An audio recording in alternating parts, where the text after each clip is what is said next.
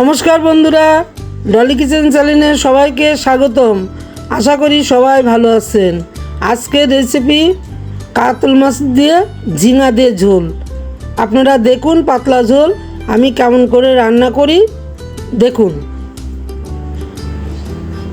আসুন কুটাকাটি করি। এই যে ঝিঙাটা কেটে ধুয়ে নিয়েছি, মরিচটাও কেটে নিয়েছি।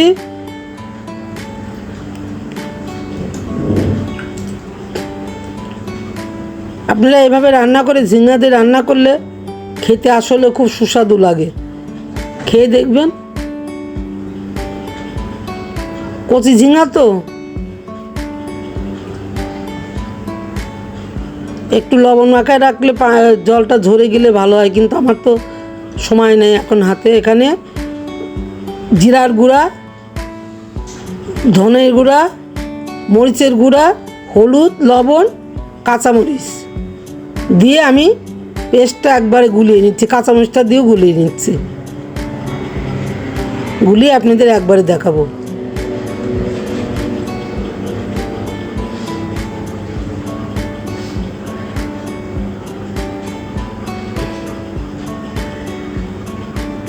চলুন রান্নাঘরে।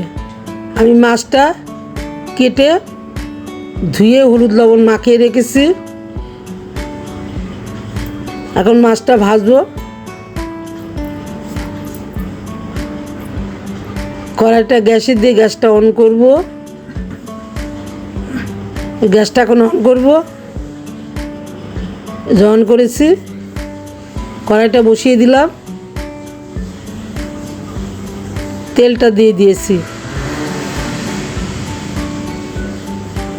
তেলটা গরম হলে মাছটা ছেড়ে দেবো। মাছটা ছেড়ে দিলাম, মাছের মাথাটা।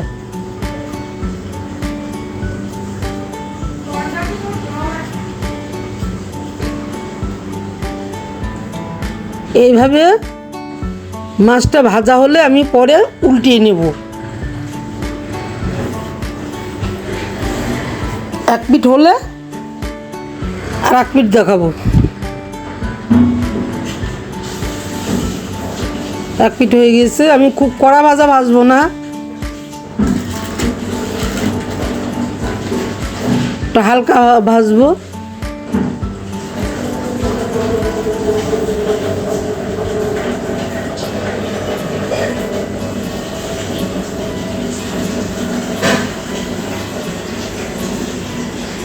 মাছটা ভাজা হয়ে গেছে।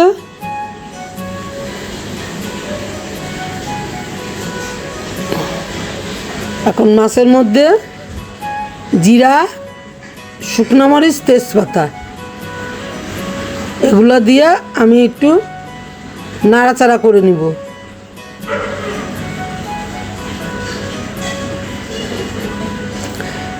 এখন এগুলো ভাজা হয়ে গেছে, মশলাটা দিয়ে দিলাম।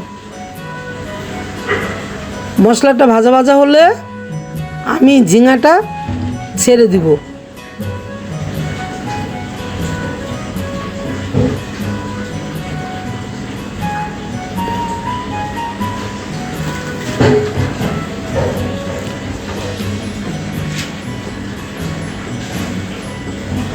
এখন ঝিঙাটা দিয়ে দেব।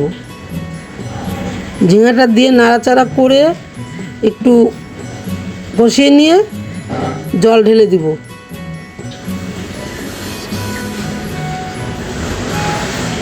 এই ঝিঙার এই পাতলা ঝোলটা খেতে খুব ভালো লাগে।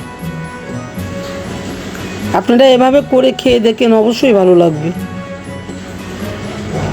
এখন গরমের সময় তো হালকা মশলা টশলা দিয়ে এখন জল ঢেলে দিলাম। জল ঢেলে গামলা দিয়ে ঢেকে দিব।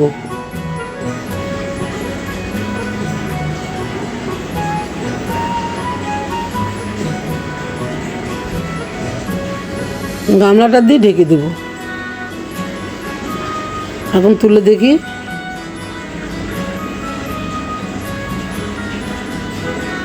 ঝিঙাটা সিদ্ধ হয়ে গেছে।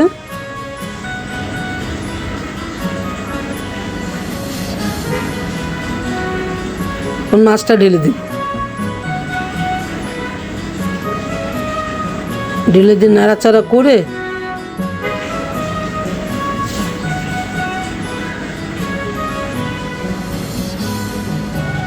ঢেকে দিব।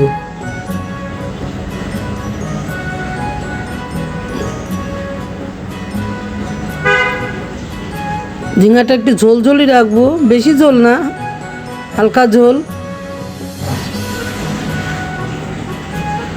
এটা খেতে খুব ভালো লাগে।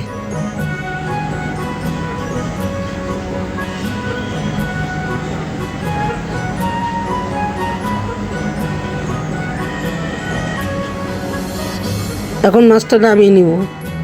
মাছটা নামিয়ে নিলাম। বন্ধুরা, রেসিপিটা দেখে যদি আপনাদের পছন্দ হয় তাহলে লাইক, শেয়ার, কমেন্ট এবং সাবস্ক্রাইব করে দিয়েন।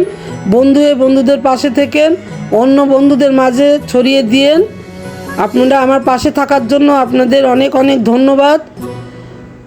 এভাবে আমার পাশে থেকে আমাকে উপকৃত করবেন, আমি যাতে অতি শিগগিরই এগিয়ে যায়।